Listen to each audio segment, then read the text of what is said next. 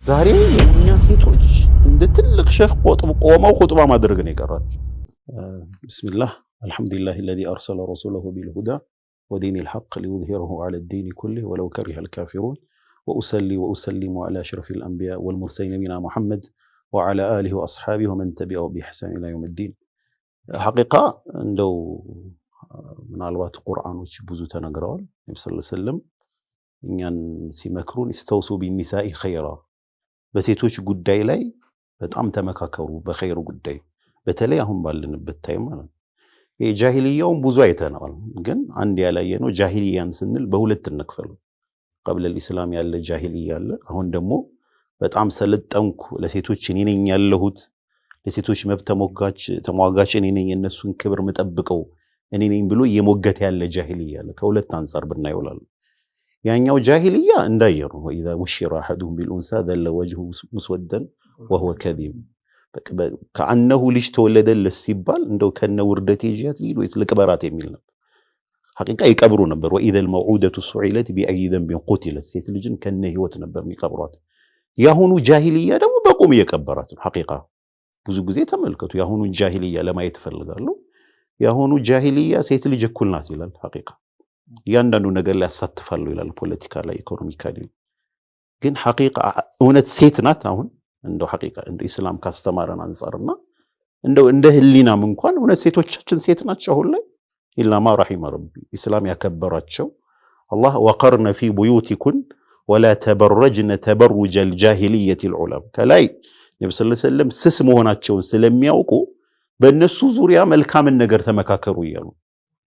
እንደገና ደግሞ ቁርአኑ ወቀርነ ፊ ቡዩቲኩን ቤታችሁ ላይ ርግት በሉ የናንተ መውጣት ምንም ኸይር የለውም። ዛሬ ያወጣናቸው እስላሚክ በጣም በሚገርመው መልኩ ሌላው አይደለም ሰለጠንን እንደ እስላም ሞደርን አሁን የሰለጠነ ሙስሊም ተብሎ መጥቷል አይደል? የሰለጠነ ዳዕዋ አድራጊ በጣም በቃ እኔ ምን እንደሆነ ራሱ መሰልጠን ምን እንደሆነ ያልገባው እንጭጭ የሆነ ትውልድ እየመጣ በስመ ዘመናዊነት ሴት ዱዓቶች ይወጡ ነው።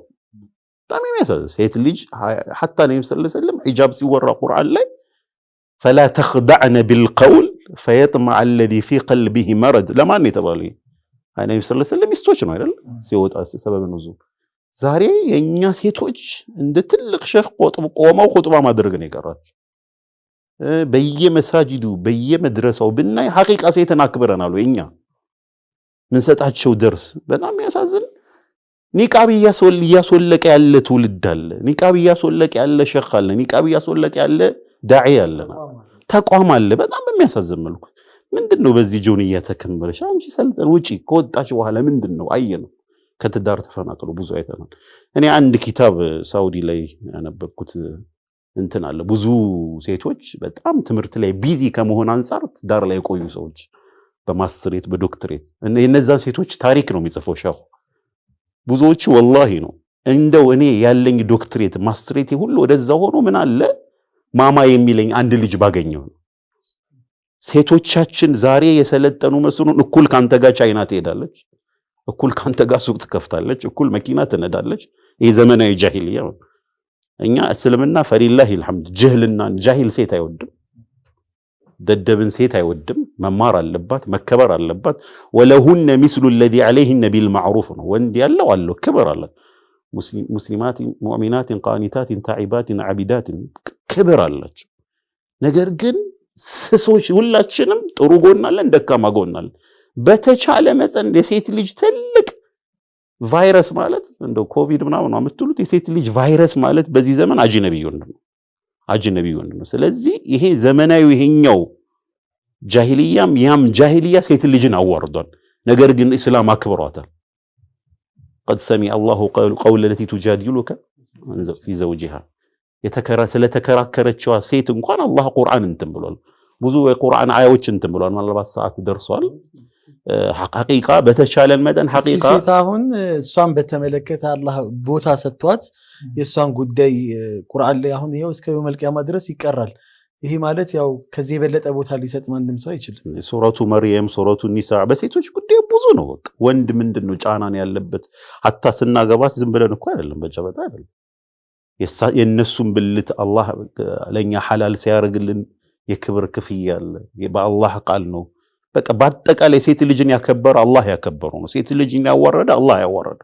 ማክበር ግን ምንድነው? ሐቂቃ በማዕና ደረጃ ውስጥ ክብራቸውን እንጠብቅ። ዛሬ እያየን ነው። በቃ ማለት ፈሊላሂ الحمد አሁን አኺሩ ዘማን ላይ ያለነው ይመስለኛል። ብዙ ምልክቶች ይታያሉ። ሴት ልጅን በቃ በስተዋል። አሪያት ካሲያት ወደፊት ምናያቸው ርዕሶች አሉ።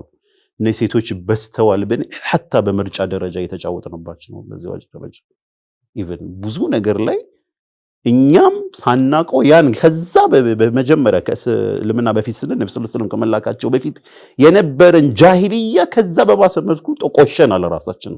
ስለዚህ በሴቶች ጉዳይ استوصوا بالنساء خيرا አላህን እንፍራ። በሴቶች ጉዳይ ሴት ልጅ በምን መልኩ ነው ማሳደጋት? እስላም እንድታፈቅር ሀያ እንዲኖራት ክብር እንዲኖራት የእስላም ፍቅር እንደው ይሄን ነገር ኢንሻአላህ በደም ማየት አለብን።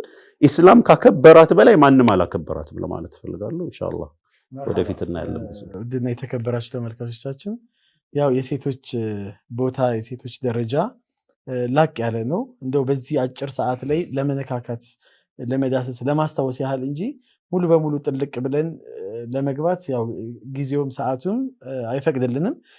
በጣም የሚገርመኝ ነገር የሴቶች እኩልነት፣ አሁን በእኩልነት ስም ነው እስላምን ለመኮርከም የሚፈልጉት ሴቶች እስላምን የእስላም ሴቶች እስላም ቤቷ እንድትቀመጥ ተምራ ምንም ላታደርግ። አሁን ይሄን ነገር በጣም የሚገርመው ተእሲር አድርጎባቸው ሴቶች አንዳንድ ሴቶች በስመ ዱዓት ስም በኡስታዛ ስም ሴቶች መድረክ ላይ እየወጡ አደባባይ ላይ እየወጡ በቴሌቪዥን መስኮት እየወጡ እኛ ስለኛ መናገር ያለብን እኛ ነን ብለው የሚናገሩ ሴቶች ተገኝተዋል። ወላሂ በጆሮዬ ነው የሰማሁት። ስለኛ ወንዶች ለምን ይናገሩልናል? ይሄ ማለት እኮ ሴት ነብይ መላክ አለበት ማለት ነው። በሌላ ቋንቋ ነብይ ወንድ ናቸው አይደለ? ስለ ሴቶች ብዙ ነገር የተናገሩት ስለኛ እኛው ነው መግለጽ ያለብን የሚል በወንድ ተገልጿል። ሴቶች ደግሞ መግለጽ ያለባቸው ደግሞ ለማን እንደሆነ ደግሞ መታወቅ አለበት። አደባባይ ላይ መውጣት አይደለም እኩልነት የሚባለው። እንደው አስሉ ራሱ እውነቱ መሰረቱን ስናየው እኩልነት የሚሉ አካሎች ራሱ ሁሉም ዘርፍ ላይ እኮ እኩል አያደርጓቸውም እኮ። በስፖርት ዓለም ላይ የሴቶች ሩጫ አለ፣ የወንዶች አለ። የሴቶች እግር ኳስ አለ፣ የወንዶች አለ። ለምንድን ነው ወንድና ሴቶችን ማያጫውቷቸው? እኩል ለምን አያጫውቷቸውም? እኩልነት ከሆነ ግን ሴቶችን እንደ ቢዝነስ መሸቀያ ስለሚያደርጓቸው ነው። አንድ ጊዜ እቺ እናገርና እወጣለሁኝ። ዶክተር ዛኪር ናይክ አንዴ ስለዚህ ነገር አነሳና አሁን ሴቶችን የማይመለከት የሆነ ማስታወቂያ ላይ ያቀርቧቸዋል። እና አንድ ማስታወቂያ አየሁኝ አለ። BMW ማስታወቂያ ነውና ከBMW ፊት ለፊት ከመኪናው ፊት ለፊት በጣም እርቃኗን የሆነች ሴት ልጅ ቆማል እና ርዕሱ ቀስ ብለው ይንዷት ይላል። መኪናውን ነው እሷን ነው ብሎ ጠየቀ። እሱ አሁን ከሷ ጋር የሚያገናኘው ነገር የለም። ሰዎች ወደ ሌላ ነገር ነው የሚሄዱትና ሴቶች ይሄን ነገር ያው እንትን እያደረጓቸው ነው።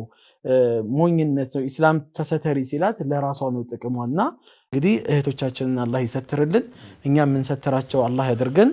ደረጃቸው በኢስላም እኛም የምናቅላቸው እነሱም የሚረዱት አላህ ያደርጋቸው እያልን የዛሬው ፕሮግራም በዚህ እናጠናቅቃለን። በሚቀጥለው ፕሮግራም ሌላ ከዚሁ ጋር የተያያዘ ርዕስ ይዘን እንጠብቃቸዋለን። እስከዛው ወሰላሙ አለይኩም ወራህመቱላሂ ወበረካቱ።